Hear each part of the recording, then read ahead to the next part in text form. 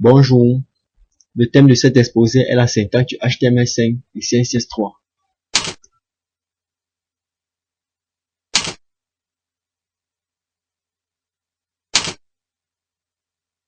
La problématique que nous aurons ici sera, c'est quoi la syntaxe du HTML5 et celle du CSS3? Ici, nous avons le plan de notre exposé qui est séparé en trois parties. La première partie qui est l'historique et présentation du HTML5 et CSS3. La deuxième partie est la syntaxe d'un document HTML5 et CSS3. Et la dernière partie est l'exemple de page HTML5 avec du CSS3.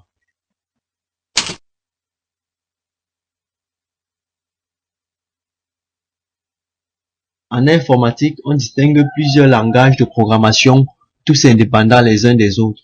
Nous avons entre autres le HTML, c'est-à-dire Hypertext Markup Language, et le CSS, c'est-à-dire Cascading Style Sheet, utilisé pour la conception des sites web. Les versions les plus récentes de ces deux langages sont le HTML5 et le CSS3. Le HTML, c'est un langage créé pour structurer et donner du sens au contenu d'une page web. Le CSS3, également connu sous le nom des feuilles de style en cascade, est un langage de présentation créé pour donner du style au contenu d'une page web, entre autres, jouer sur son apparence. Ces deux langages feront l'objet de notre exposé et en particulier leur syntaxe.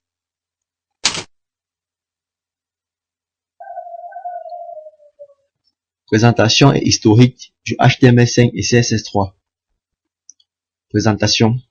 Le W3C, c'est-à-dire World Wide Web Consortium, est un organisme mondial créé par Tim Berners-Lee en 1994, dont l'objectif est de garantir la pérennité et l'interopérabilité des standards du langage web. Composé de la plupart des acteurs de la toile comme Mozilla ou Microsoft, W3C a pour charge de rédiger et proposer les spécifications HTML, CSS, etc. La version 5 du HTML se démarque radicalement des éditions précédentes de par sa grammaire et sa syntaxe, étudiée pour faciliter l'apprentissage et la compréhension par les concepteurs web. La version 3 de la norme CSS introduit nombre de nouvelles propriétés, mais aussi des sélecteurs et des pseudo-éléments évolués. Maintenant, l'historique. Les premières versions des spécifications HTML et CSS évoluent très vite. 3 petites années à peine sont nécessaires pour passer du CSS1 au CSS3. Il en va de même pour le HTML qui est passé du 1.0 au 5, dont les versions se succèdent à bon rythme suivant de près la concurrence des navigateurs.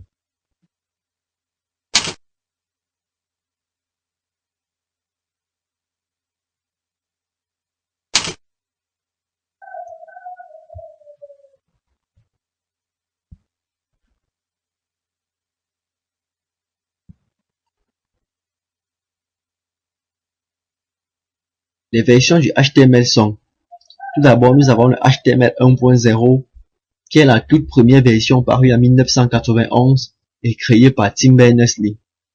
Puis nous avons le HTML2, qui est naturellement la deuxième version et apparaît en 1994.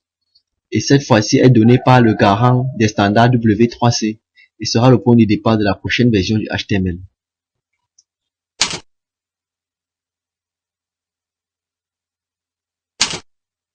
Puis nous avons le HTML3 qui apparaît en 1996 avec de nombreux ajouts au langage comme les tableaux, les applets, les scripts, etc. Puis nous avons le HTML 4.01 qui apparaît en 1998 et marque l'entrée en scène du CSS et est de surcroît la version la plus répandue. Ici aussi, il y a d'autres innovations comme l'amélioration des formulaires et les tableaux plus complexes. Enfin, nous avons le HTML5 qui a commencé en fin 2003 grâce à un groupe de travail indépendant. Mais ce n'est qu'en 2007 que le W3C officialise véritablement ce langage en intégrant à son sein ce groupe de travail. À partir de là, s'est fait un gros effort afin de permettre à HTML5 d'être rétrocompatible avec ses ancêtres, ce qui a quelque peu ralenti son développement.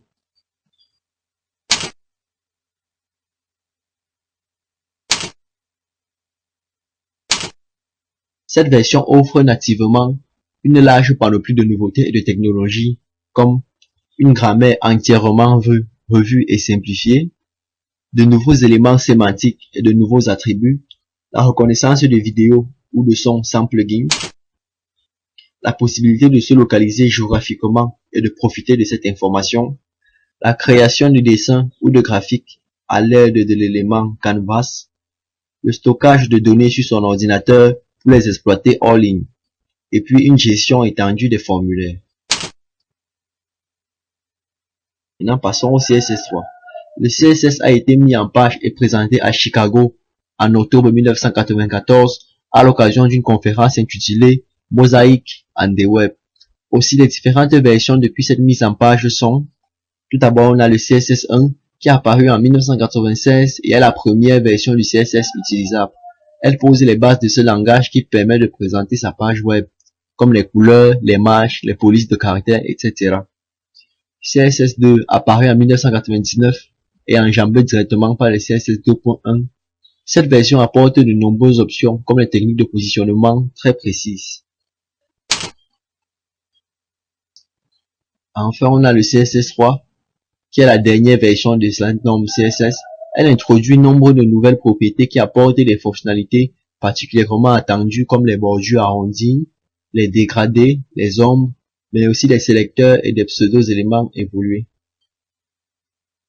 Cette nouvelle mouture nous laisse entrevoir des possibilités insoupçonnables il n'y a pas si longtemps et contribue à créer un contexte actuel très excitant, teinté d'innovation et de techniques avancées encore en brouillon.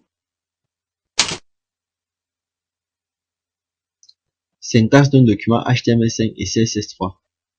Pour apprendre un langage, il est nécessaire de connaître sa structure, c'est-à-dire syntaxe, et les mots qui le composent, c'est-à-dire vocabulaire. Dans notre cas, pour pouvoir converser facilement avec le navigateur web afin d'appliquer un style aux divers éléments d'un document, nous devons apprendre le vocabulaire, c'est-à-dire les noms des propriétés et mots-clés, ainsi que la syntaxe, c'est-à-dire façon d'organiser le vocabulaire propre au HTML5 et CSS3. Les pages HTML sont constituées uniquement des balises. Celles-ci sont invisibles à l'écran pour les visiteurs, mais elles permettent à l'ordinateur de comprendre ce qu'il doit afficher. Les balises se repèrent facilement.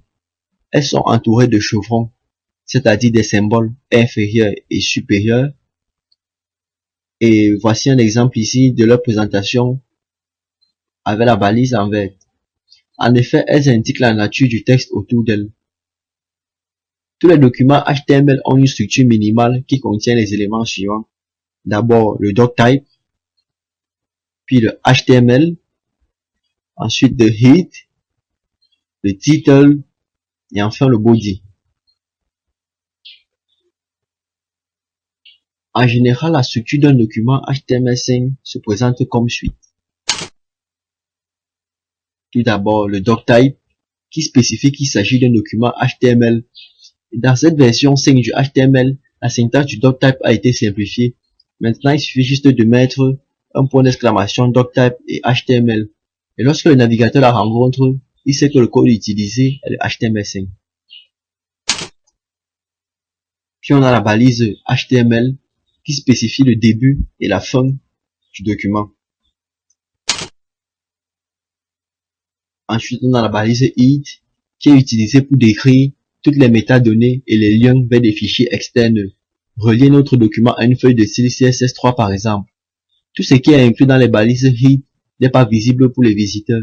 Il s'agit uniquement des renseignements indiqués au navigateur. Puis on a la balise title qui permet de définir le titre du document. Ensuite, on a la balise body qui définit le contenu du document, c'est-à-dire tout ce qui sera visible par les visiteurs. Passons maintenant au CSS. Les CSS ne sont en fait qu'un agrégat de règles respectant la même structure. Dans une règle CSS, il y a toujours un premier élément qui permet de savoir à quelle balise elle s'applique. Cet élément est nommé sélecteur. La partie entre accolades est nommée bloc de déclaration. Il contient l'ensemble des déclarations qui seront appliquées aux éléments sélectionnés. Sa syntaxe est la suivante.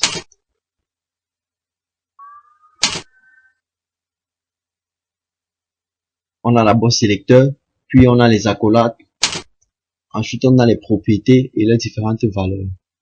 La première partie est le sélecteur correspondant à l'élément. Elle indique que le contenu entre les balises doit s'afficher selon les propriétés listées dans le bloc de déclaration.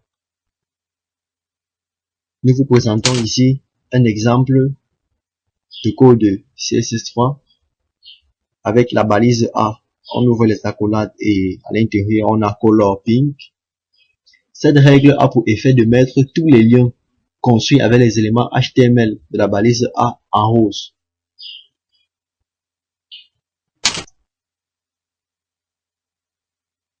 Maintenant, nous allons vous présenter l'exemple d'une page faite avec du HTML5 et du CSS3.